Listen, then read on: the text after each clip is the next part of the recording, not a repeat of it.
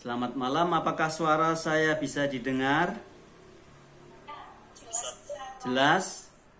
Ya, puji Tuhan. Kita berdoa dulu ya sebelum kita bersama-sama membaca dan merenungkan firman Tuhan. Mari kita berdoa. Bapa, kami sungguh-sungguh bersyukur untuk waktu yang sangat indah yang Tuhan masih sediakan bagi kami untuk bersekutu dan juga untuk memuji nama Tuhan. Sebentar lagi kami akan membaca sedikit firman Tuhan dan bersama-sama merenungkannya. Tuhan, kami bersyukur untuk kesempatan ini. Ini merupakan anugerah Allah karena kami yakin dan percaya firman-Mu itu seperti roti yang dapat mengenyangkan lapar jiwa kami dan air yang sejuk yang dapat menyegarkan roh kami. Terima kasih Bapa, kami berdoa baik hamba-Mu sendiri yang akan memimpin perenungan. Semua anak-anakku yang akan bersama-sama merenungkan firman Tuhan, kami berdoa supaya Tuhan Yesus memberkati. Terima kasih Bapa, kami mengucap syukur dalam nama Tuhan Yesus Kristus. Amin. Saudara sekalian, hari ini kita akan merenungkan sebuah perenungan yang sangat indah sekali, yaitu menjadi inti dari kekristenan kita, ya, yakni mengenai pengampunan Tuhan dalam hidup kita. Nah, saudara sekalian, apa sih sebetulnya perbedaan pengampunan di dalam iman Kristen dan mungkin pengampunan dalam kepercayaan-kepercayaan yang lain, begitu ya? Sebagaimana kita sudah mengetahui tentunya bahwa kita ini percaya dan kita itu menyembah Allah, Tuhan yang bernama Tuhan Yesus Kristus, gitu ya. Nah, nanti kita melihat mengapa bahwa hanya Yesus Kristus saja, pribadi satu-satunya yang pernah ada di muka bumi ini yang bisa mengampuni dosa manusia. Ya. Apa dasarnya? Ya. Sehingga orang bisa percaya Tuhan Yesus itu mampu mengampuni dosa manusia. Sejak awal pada waktu Tuhan Yesus melayani di bumi ini sudah dipertanyakan oleh banyak orang, terutama pemimpin-pemimpin agama, para ahli kitab, para ahli penafsir pada waktu itu, orang-orang Farisi, ahli kitab yang sangat menguasai firman Tuhan itu bertanya, siapa dia ini kok bisa mengampuni dosa manusia?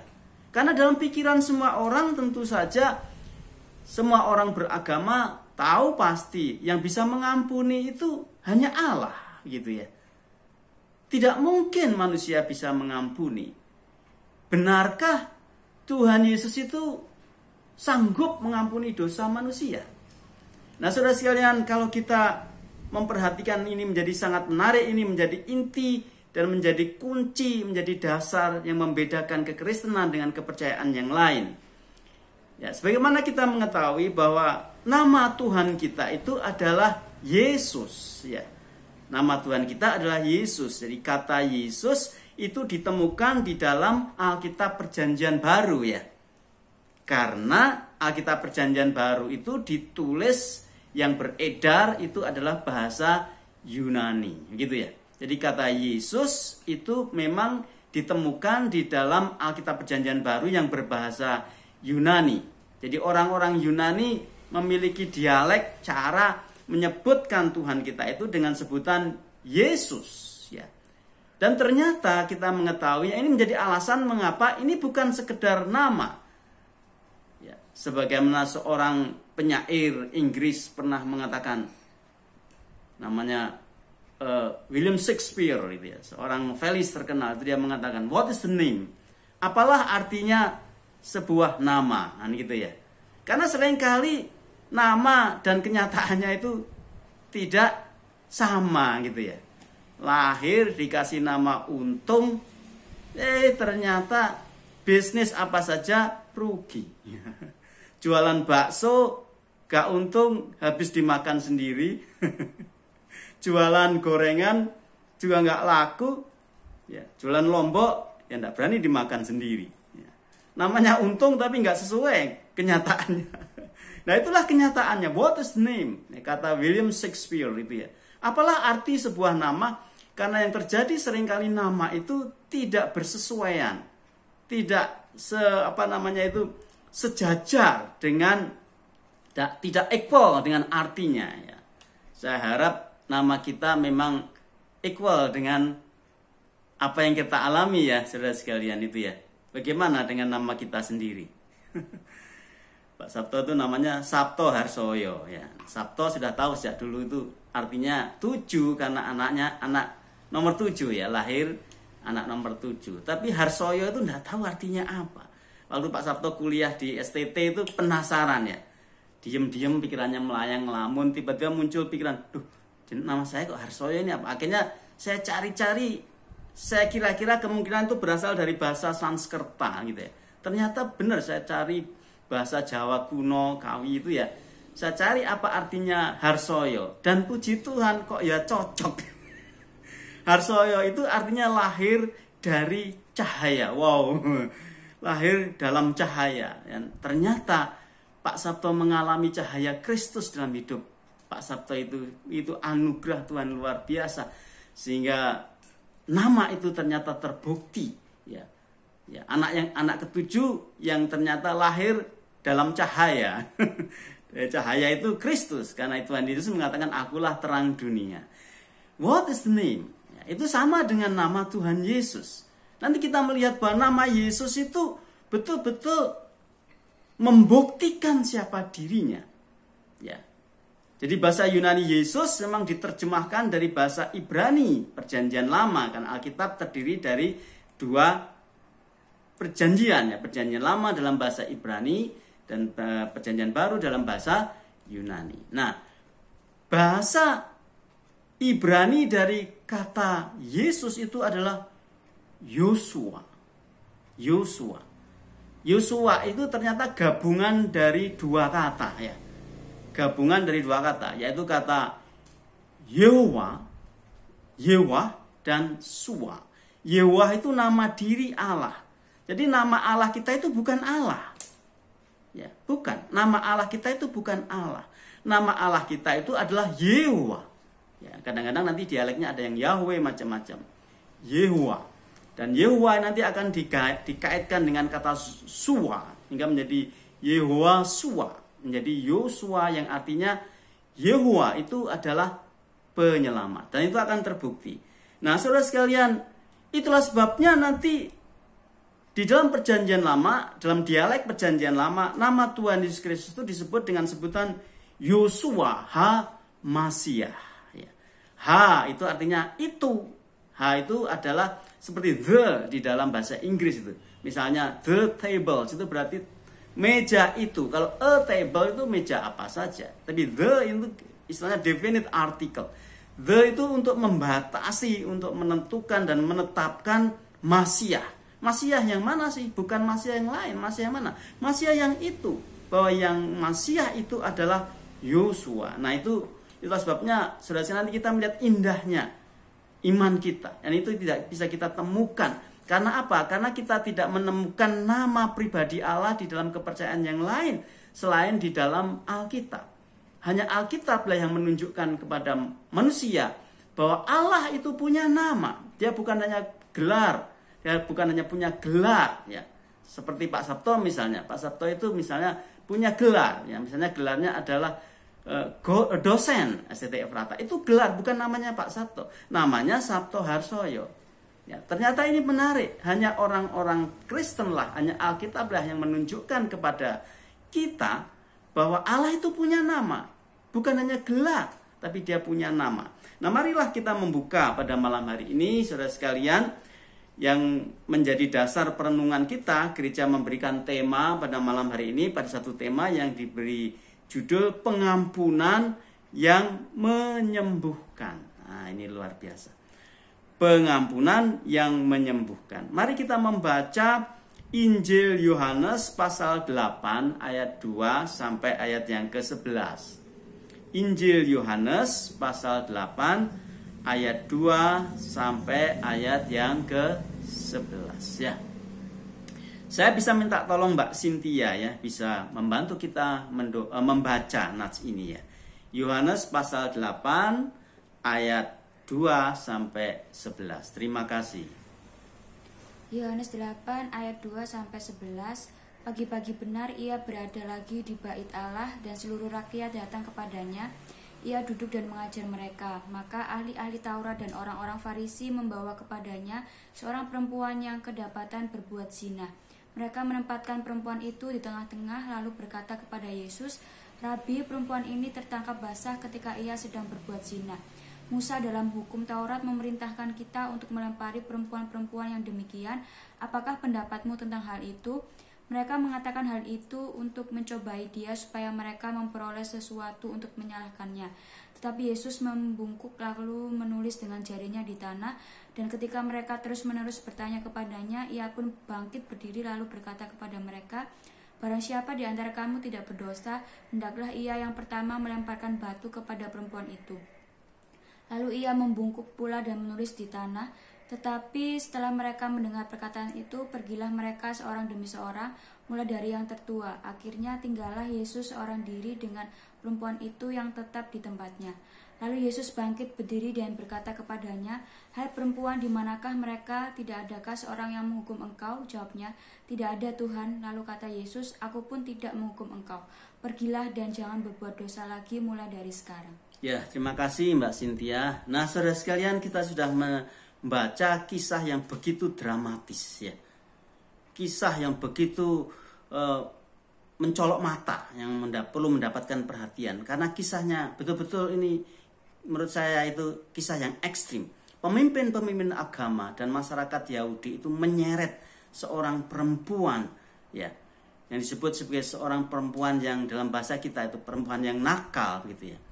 Nah, saudara sekalian, tentu kita mengetahui nilai yang sangat tinggi pada waktu itu mengenai nilai-nilai kesalehan dan moral ya.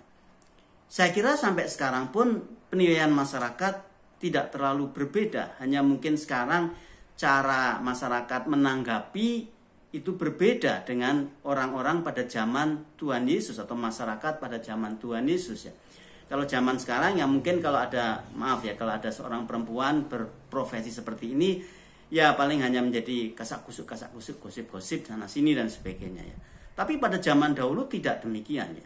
Pada zaman dahulu itu perzinahan, pelacuran itu dikategorikan sebagai dosa yang sangat besar. Di dalam kepercayaan mereka, dosa satu orang itu akan berakibat kepada semua bangsa. Gitu ya. Kalau satu anggota masyarakat berdosa, seluruh masyarakat itu akan mengalami tulah dari perbuatan satu orang itu. Jadi sebetulnya di satu sisi memang apa yang dikerjakan perempuan ini ya memang tidak bisa diterima begitu saja. Apalagi dalam penilaian agama tentu sampai sekarang kita juga pasti setuju mengatakan bahwa perbuatan itu atau perilaku itu, kehidupan seperti itu dosa gitu ya. Pasti kita juga sama. Ya, bahkan mungkin agama manapun juga akan berpandangan yang sama. Yang menjadi masalah di mana? Yang menjadi masalah ialah pada waktu itu para ahli kitab ini, ya, para ahli firman Tuhan, teolog-teolog zaman itu memakai hal ini untuk menguji Yesus. Ya. Dia ingin mencari kesalahan Yesus itu. Kira-kira kesalahan di mana yang akan dicari? Yakni kesalahan sampai satu saat nanti mereka itu akan mendapatkan atau mendengar pernyataan bahwa Yesus itu Allah. Ya. Mencari-cari kesalahan supaya atas nama agama mereka bisa menangkap Yesus dan menghukum atau bahkan bisa saja membunuh, ya. Dan sebagainya. Ini sebetulnya adalah yang tersirat di balik apa yang tersurat, dan Tuhan Yesus tahu akan hal itu, motif itu. Jadi orang-orang Farisi ini, pemimpin agama ini sebetulnya bukan untuk memberi solusi kepada perempuan ini, tidak. Jadi dia memanfaatkan, mengeksploitasi orang yang tak berdaya ini atas nama keagungan agama itu untuk menjatuhkan Tuhan Yesus. Nah, kita mesti harus hati-hati ya. Seringkali kalau tidak hati-hati, ya kita sering juga mempergunakan Alkitab ya. Untuk apa? Untuk melampiaskan ya kemarahan kita, kebencian kita kepada orang lain. Ini agak mirip dengan orang Farisi ini. Nah, saudara sekalian, dari kisah ini kita akan melihat bukti yang begitu agung dari pribadi Yesus Kristus sebagai Allah itu. Kenapa, saudara sekalian?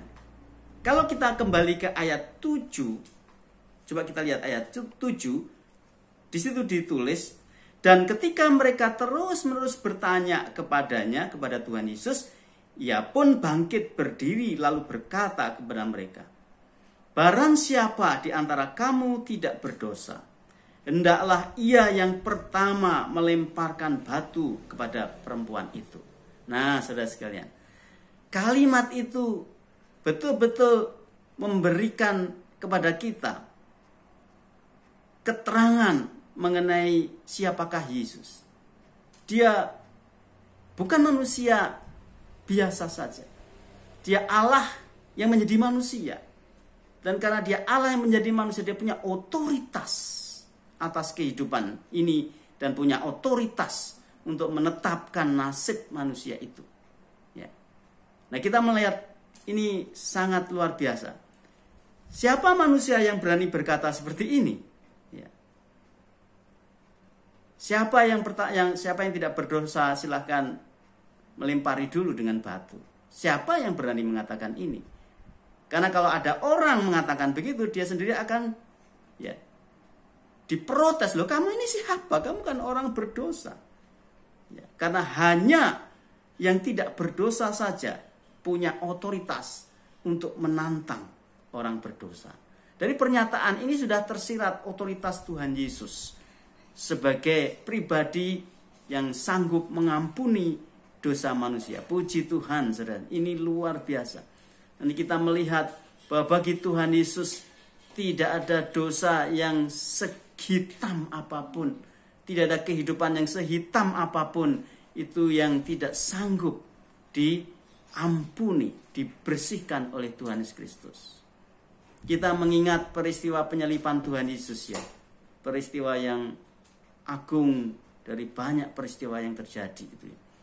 Tuhan Yesus disalib bersama-sama dengan dua penjahat kampium pada waktu itu. Penjahat kampion itu penjahat yang betul-betul secara pelanggaran itu sudah bisa diampuni lagi. Biasanya yang disalib itu mereka yang melanggar peraturan-peraturan agama, ya, atau yang melawan pemerintahan.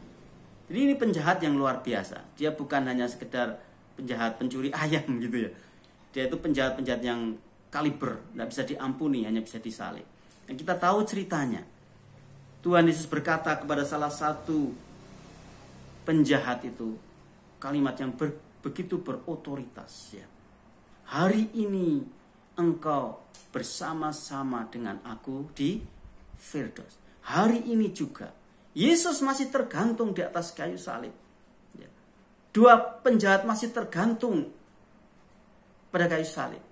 Tubuhnya masih penuh dengan luka-luka dan sedang mengalami sekarat menghadapi kematian itu.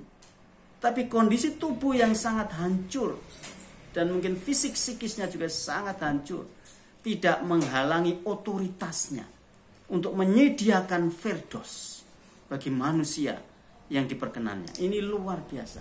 Nah, sekarang kita melihat saudara sekalian dari nas ini, berdasarkan nas ini kita mencoba melihat lebih jauh tema kita, pengampunan yang menyembuhkan. Ya, Pak Sabto menemukan dua hal saja terkait dengan pengampunan Tuhan Yesus yang begitu agung itu yang disediakan bagi orang-orang yang diperkenannya itu ya. Yang pertama, saudara sekalian, nas kita yang kita baca pada malam hari ini menegaskan bahwa hanya Allah saja yang berkuasa mengampuni dosa. Sehingga kalau kita bertemu dengan Allah yang benar, yang sejati, bersyukurlah kita. Karena tidak ada satu orang pun manusia yang tidak berdosa. Ya. Roma 3 ayat 23 mengatakan, karena semua manusia telah berbuat dosa dan telah kehilangan kemuliaan Allah. Sebetulnya terjemahannya bisa lebih kuat ya. Terjemahannya bisa diterjemahkan dengan kalimat, karena semua orang bukan telah berbuat dosa, karena bisa saja orang nanti, oh saya nggak berbuat dosa kok, oh dosa saya sedikit kok. Sebenarnya bisa diterjemahkan seperti ini, karena semua orang telah dalam kondisi berdosa. Karena kondisinya berdosa, otomatis dia kehilangan semua kemuliaan Allah. Jadi kondisi berdosa itu menegaskan ketidakberdayaan manusia untuk keluar dari kondisi berdosa yang akan berakhir kepada kematian kekal. Jadi sebetulnya pada waktu manusia itu jatuh dalam dosa, itu tidak ada jalan keluar lagi. No way out, tidak ada jalan keluar. Jadi kalau diteruskan saudara sekalian, itu semua manusia itu akan berakhir di dalam kematian dan kesia-siaan. Apakah saudara tidak ingat bahwa Tuhan itu pernah menghabisi makhluk namanya manusia ini? Apakah pernah saudara ingat bahwa Tuhan pernah menghabisi dalam tanda petik spesies manusia? Pada peristiwa apa Tuhan menghabisi spesies manusia? Yaitu pada waktu peristiwa air bah. Ya. Jadi kalau Tuhan tidak menyisihkan 8 orang ini, Nuh dan anak-anaknya ini, sebetulnya spesies manusia itu sudah mati, sudah habis.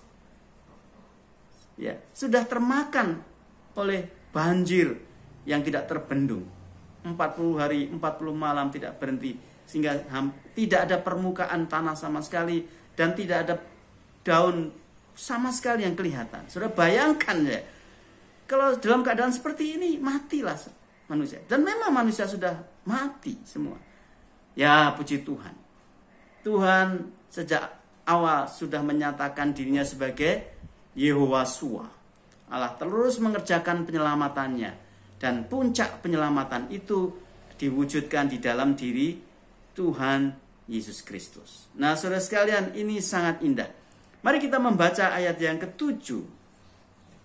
Tadi ya, barang siapa di antara kamu tidak berdosa, hendaklah ia yang pertama melemparkan batu kepada perempuan itu.